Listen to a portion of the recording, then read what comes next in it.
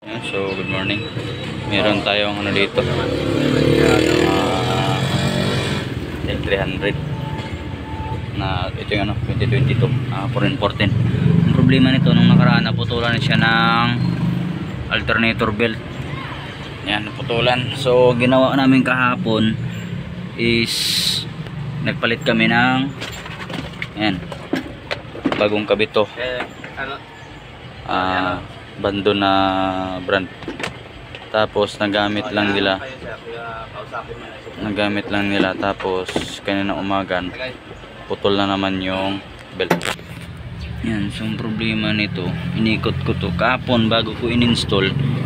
Hindi ko pinagdududaan na merong nag-i-stack up na pulley or yung sa system nito, kasi yung belt kahapon is talagang ano na talagang biyak-biyak na. So hindi ako nagsuspect na suspicion na merong nag-i-stack up. Pero ngayon naputol yung ano ginabit ko kahapon. Ayun, nakita ko sunog.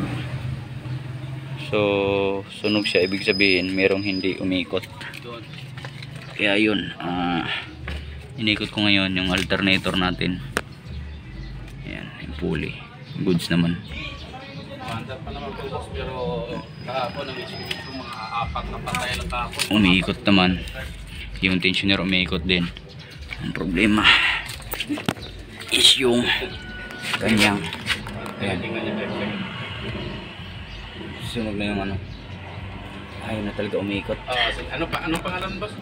John. Ayan, ayaw na talaga. So gagawin is ipapano muna natin tong kanyang aircon compressor. Hindi ko alam kung issue talaga to ng mga 414, kasi yung nakaraan din yung may upload ako na ano, nag-retiming ako, yung nakabaklas yung buong harapan, kakapalit lang din ng aircon compressor nun kasi sira din. Hindi ko lang alam.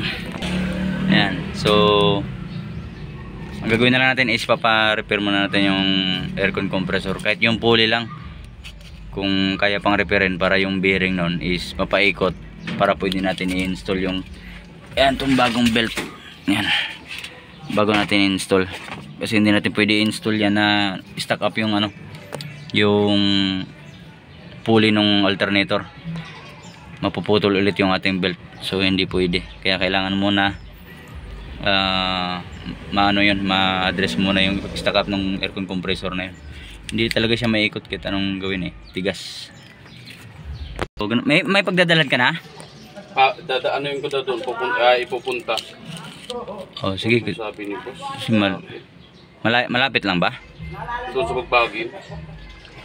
Bagbagin. Doon pa sa ano? Dating pwesto nila sa Binmana malapit. Sa Mabon, Bagbagin yun doon eh. May hypercall daw, tapat ng Yamaha. Oo nga, doon nga. Then, patingnan mo na lang tong ano, kung mare-repair pa. Tapos, mare-repair. Kapag na-repair niyan, pwede mo na rin ipakabit yung belt. Kung mura lang naman yung singil nila. Oo. Para maano na. Pero kung sobrang mahal, balik mo na lang dito. Balik na natin. Oh, pag sobrang mahal yung, kunyari, singilin ka ng libor na mahal. Yung pagkano nila ng pagkabit ng belt. Kung kaya pa i-repair, pa-repair mo na. Ang importante, mag-pre-wheeling yung bearing, yung pulley. Kasi sabi ni boss, tatanungin ko daw tapos kung magkano yung isang ganun. Kung tanong mo kung may buong compressor, pag wala, So magkano kaya yung ganun? Hindi ko lang alam kung magkano ano nito ngayon. So ganun na lang, yan mo na lang muna, ikot mo na lang muna doon. So guys, hindi mo natin ikakabit yung ano, yung bagong belt na dala nila, kasi mapuputol ulit yan.